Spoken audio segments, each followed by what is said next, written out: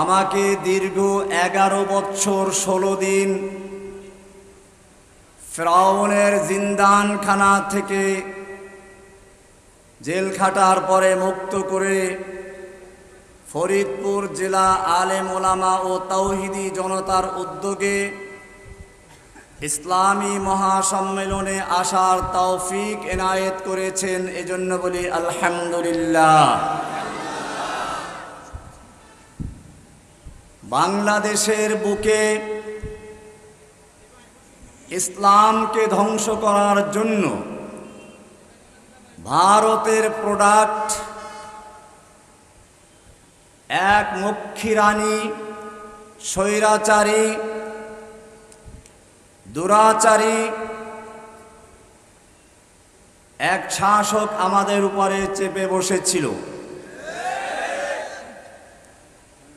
আপনারা জানেন, আমি ভারতে যখন পড়াশোনা করেছি তখনই একটা স্লোগান সেখানে ব্যাপকভাবে প্রচারিত হতো, গো হামারি মাতা হ্যায় তুম উসকো খাতা হ্যায়, তুমকো চাহিয়ে কবরস্তান ইয়া ভেজেঙ্গে পাকিস্তান।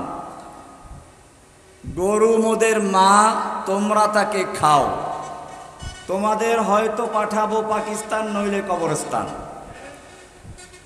শুধু এ পর্যন্তই নয়, তারা স্লোগান দিত, হিন্দু হিন্দি হিন্দুস্তান জবন ভেজো পাকিস্তান। হিন্দু, হিন্দি ভাষা, হিন্দুস্তান হিন্দুদের জায়গা, এখানে মুসলমান থাকতে পারবে না। এইভাবে মুসলিম বিদ্বেষ ছড়িয়ে বাবরি মসজিদ ধ্বংস করে তার জায়গায় মন্দির নির্মাণ করেছে। বাংলাদেশকেও তারা একটা ভারতের প্রদেশ বানানোর জন্য যেই লোকটাকে দীর্ঘদিন পর্যন্ত তৈরি করেছিল সেই লোকটার নাম ছিল শেখ হাসিনা। সেজন্য সে প্রথমেই এসে বাংলাদেশের মানুষকে দুই ভাগে বিভক্ত করার চেষ্টা করেছিল। আপনারা জানেন, ফিরআউন সম্পর্কে কোরআনে বলা হয়েছে, ফিরআউন তার জাতিকে বিভিন্ন দলে বিভক্ত করত। ইন্না ফিরআউনা আলা ফিল আরদ, সূরা কাসাসের শুরুতে কি আছে?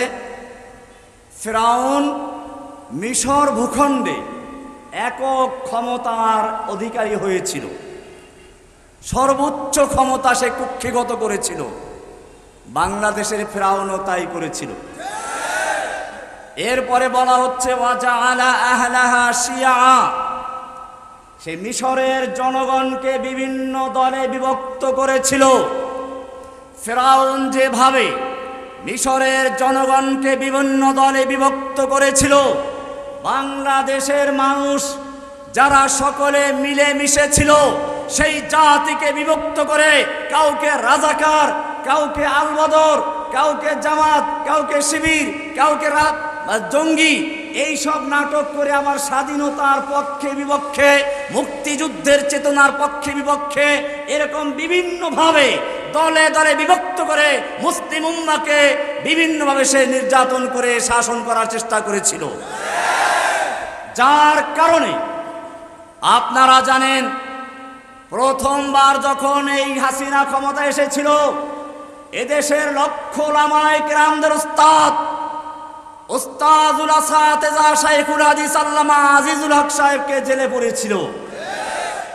দ্বিতীয়বার ক্ষমতা এসে শাইখুল হাদিস আল্লামা আজিজুল হক সাহেবের ছাত্র মুফতি জসিমউদ্দিন রহমানীকে, আজিজুল হক সাহেবের ছেলে মামুনুল হককে, এরকম হাজার হাজার উলামায়ে কেরামকে জেলে পুরে জেলখানা ভরে ফেলেছিল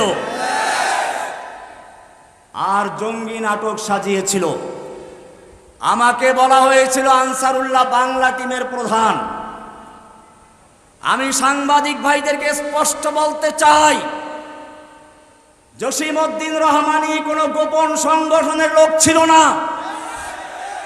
তার প্রত্যেকটা বক্তব্য ছিল প্রকাশ্যে। যখন বাংলাদেশের মুসলিম জনতার ঈমানকে পরীক্ষা করার জন্য ঈমানকে চ্যালেঞ্জ করে শাহবাগে নাস্তিক জাগরণ শুরু করা হয়েছিল, জসিমউদ্দিন রহমান যখন গর্জে উঠেছিল ইসলামী জাগরণ তৈরি করার জন্য।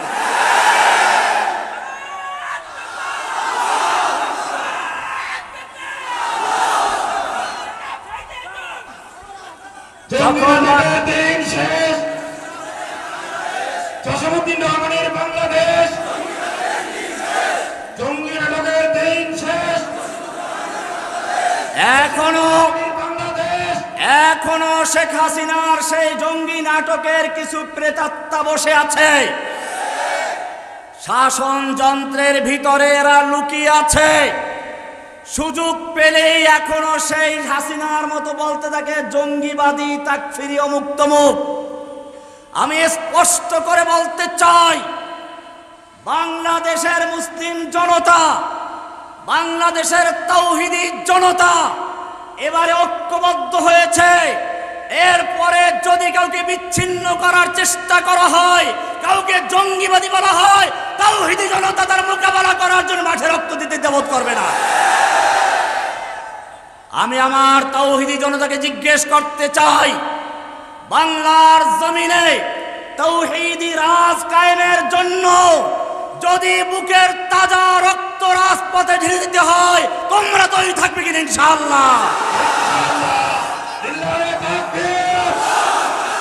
জঙ্গি নাটকের দিন শেষ,